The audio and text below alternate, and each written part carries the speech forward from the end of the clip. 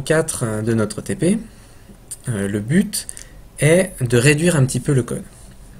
On a vu, si on revient à notre programme, on a vu qu'on a donc défini 3 blocs, on appelle ça des fonctions aussi, ou des procédures. On utilisera plus fonction en cours, mais le terme procédure est très bien aussi. Si on ouvre le code de la première procédure, on obtient ça, et si on ouvre le code de la deuxième procédure, on obtient ceci. Alors, là on peut, par exemple, enlever l'instruction qui réoriente le sprite qui va dessiner, tout simplement parce que c'est pas complètement nécessaire au dessin du M. Si on peut le faire avant, par exemple, on peut le faire juste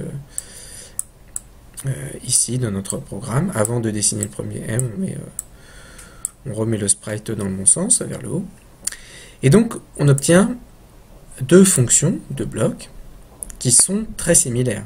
Puisque là, on a 2 fois l'instruction, enfin, on a l'instruction pour relever le stylo, l'instruction pour aller au point de départ, puis l'instruction pour mettre le stylo en position d'écriture, et puis enfin, 3 instructions qui sont très similaires, puisqu'elles font une barre verticale, et puis enfin, elles poursuivent avec les 3 autres barres pour dessiner le M. La seule différence, c'est qu'on n'a pas les mêmes coordonnées, ici.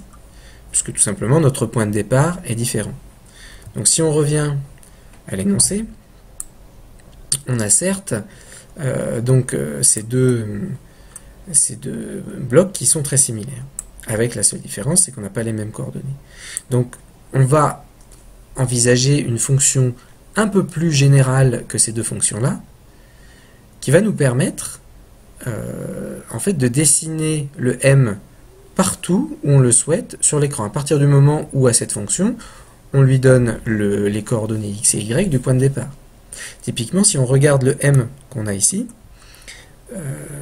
si on donne les coordonnées X et Y du point de départ pour ce M, quelles qu'elles soient, quelles que soient les valeurs de X et de Y, alors il suffit qu'on ajoute 30 à Y d'abord pour dessiner la première barre verticale, puis il suffit qu'après on se rende à X plus 15 et Y pour dessiner la deuxième barre oblique, la première barre oblique, puis après on se rend à X plus 30, Y plus 30 pour dessiner la deuxième barre oblique, et enfin pour dessiner la dernière barre verticale, on doit se rendre à X plus 30 et Y. Normalement, ça doit pas être trop compliqué. On peut vérifier d'ailleurs, avec le premier M, on commence à 0, 0, donc c'est comme si on avait 0 et 0 pour X et Y, donc on est en 0, 0, là on est en 0 et en 0 plus 30, 0, 30, donc c'est bien l'instruction qu'on a ici, puis là on est en 0 plus 15 et 0, alors là on n'a pas dessiné manifestement tout à fait le Y de la même façon, donc il faudra le corriger ça dans le programme. Après on va en 0, 30, donc 30 et 30, et après on va en 30 et 0. Bref, normalement, si on ne s'était pas trompé dans le dessin, si on n'avait pas fait un autre dessin que pour les barres verticales, on aurait ces coordonnées-là. Alors, allons voir maintenant comment on va faire. L'idée, c'est donc de pouvoir donner, quand on utilise un bloc, le bloc dessiné, le premier M, l'idée c'est de pouvoir lui donner les valeurs de X et les valeurs de Y pour que à l'intérieur, les instructions dépendent des valeurs de X et des valeurs de Y. Alors, on va fermer le deuxième M. Et bien, ça, quand on veut donner des valeurs à un bloc, en fait, on dit qu'on lui attribue des paramètres.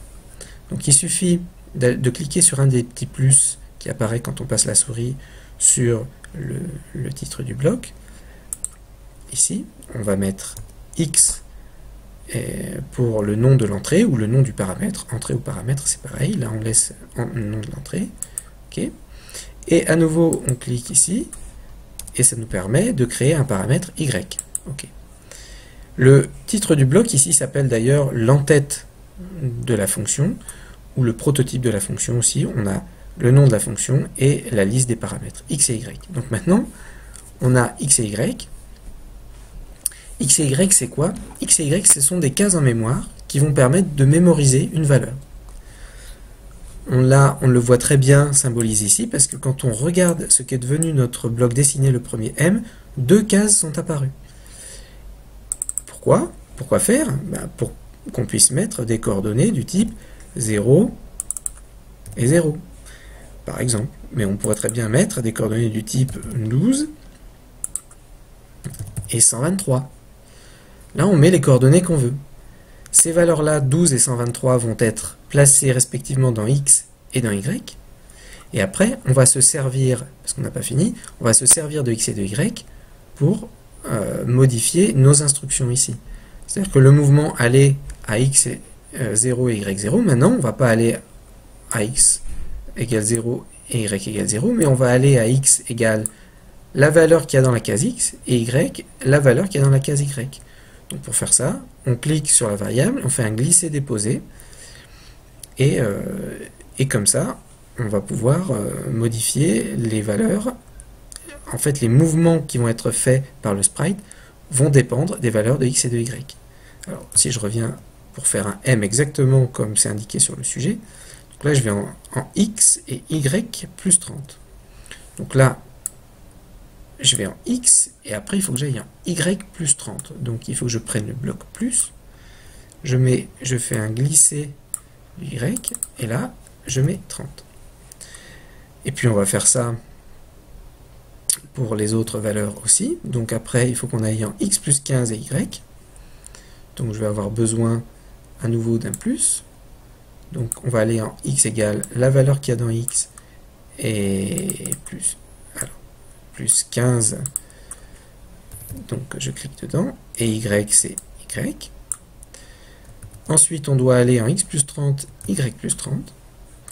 Donc là je peux faire un copier du bloc en cliquant avec le bouton droit dessus. Ça peut me permettre d'aller plus vite. Pareil pour celui-là, je fais dupliquer et je le copie ici. Et enfin, je dois aller en X plus 30, Y. Donc X plus 30, je duplique le bloc, et Y, je reprends le paramètre ici, on appelle ça aussi une variable, et je la mets dans Y. Donc là maintenant, je clique sur OK. Avant de cliquer sur OK, juste une petite précision, j'ai donc terminé d'ajouter des paramètres à ma fonction, et les instructions que je fais, les mouvements du sprite, que le sprite va effectuer, vont être fonction des valeurs qu'il y a dans ces paramètres, dans ces variables. OK.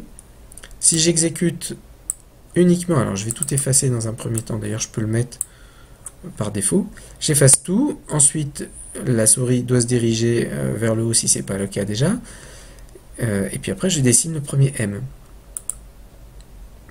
Alors voilà, ça y est, vous voyez que là je me suis mis en 12-123, si je vais avec la souris, je me mets à peu près en 12-123, et le premier M a été dessiné exactement comme je le souhaitais.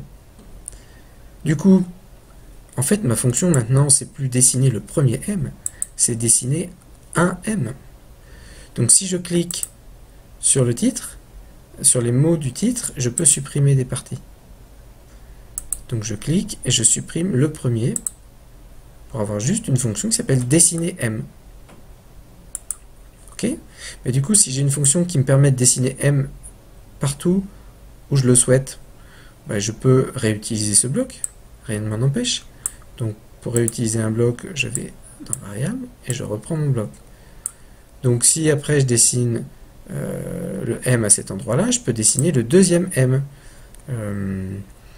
un petit peu plus loin. Alors si je veux que ça soit à peu près que ça corresponde, sachant que entre le début et la fin du dessin du M, il y a 30 pixels, je peux écarter de 10 pixels, donc partir d'ici, donc aller à 12 plus 40, c'est-à-dire 52 pixels. Si je me mets au pixel 52 en abscisse et 123 en ordonnée, qu'est-ce que ça donne?